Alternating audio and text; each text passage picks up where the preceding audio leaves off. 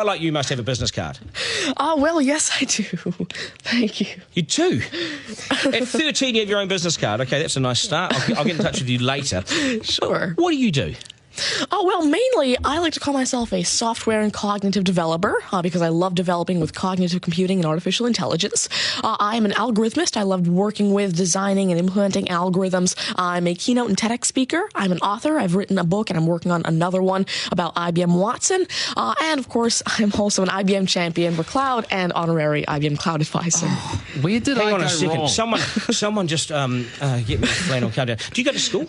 Well, I'm currently homeschooled in grade 8, going to grade 9 now. Wow. OK, so you're bright. Artificial intelligence, it's taking over the world. Is that fair to say?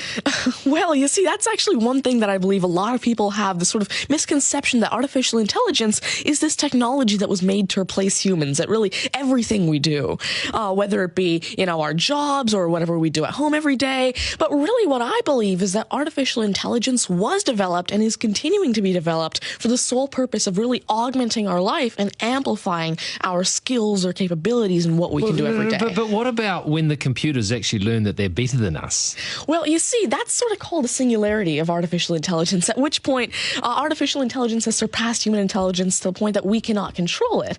But really what I believe at this point, artificial intelligence, I won't go into the details right now since we're limited on time, but the thing is right now, artificial intelligence itself as a technology is so foolable and so primitive that either A, we won't reach that singularity point, or B, if we do, it's a very long ways off. Do you understand that, Mark? No.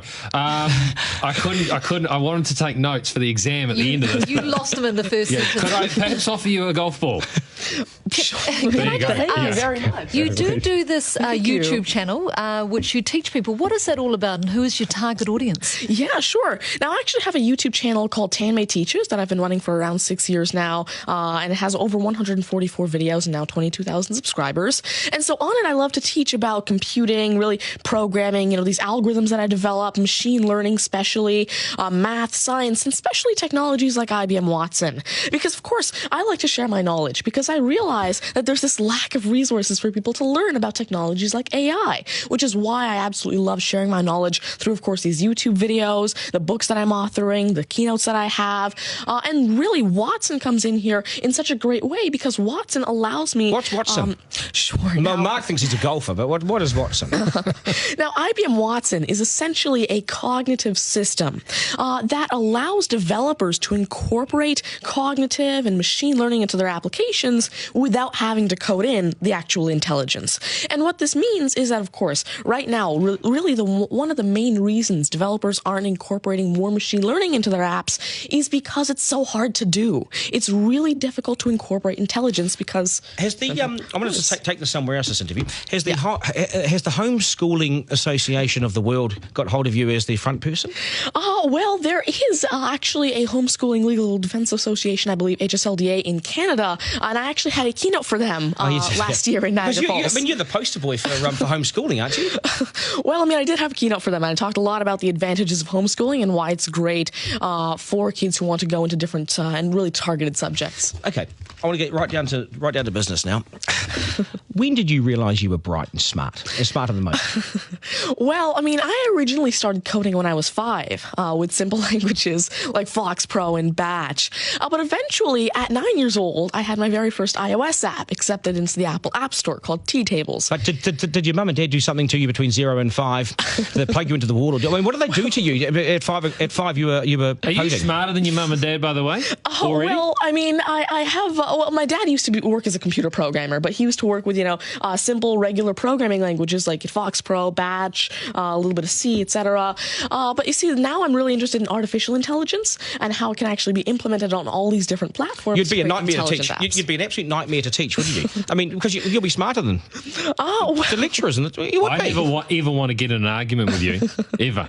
But I would like to see you on a quiz show because I think you would nail that. Well, you see, there is one thing that I've been working on, and it's essentially an app called Ask Tanmay, an NLQA system. And so essentially, it's a system that can take your natural language questions and answer them for you using Watson and artificial intelligence. And actually, the original reason why I made Ask Tanmay, there's an Indian version of the Who Wants to Be a Millionaire show called KBC, which I originally wanted Ask Tanmay to play. So that actually ties in quite a bit with what I wanted to do. It's nice to see you. Do you get because you're homeschooled, you wouldn't go to school dances and things like that, would you? School socials and things? Do you go well, I actually used to be regularly schooled until grade 6. Right. Then I became homeschooled, and so of course I still do have my This is friends still from a school. victory for public schools. Take that golf ball Yep. and bring it back to me when you've actually worked out a way in which it'll always go straight. Because I think you could do it. Technically, using a genetic algorithm or something. I knew there'd be an answer. Hey, it's brilliant to meet you. You're a complete inspiration. Thank you. And I hope my son was watching, a 7-year-old son. Message to Buster Garner, you got work to do, mate. Do your homework, and we got to sharpen things up. Nice to see you. Thank you very much. much. All the very best. Thank You're you. amazing. Thank you. You're amazing. Okay, news is next, and then we are joined by today's panel, which won't be as smart as this guy, but they'll still be good, and we will head back to the beach as well for a game of 9 and 10. So much pressure now on the contestant in 9 and 10 just to rip through it and get it right. It's coming up after 8.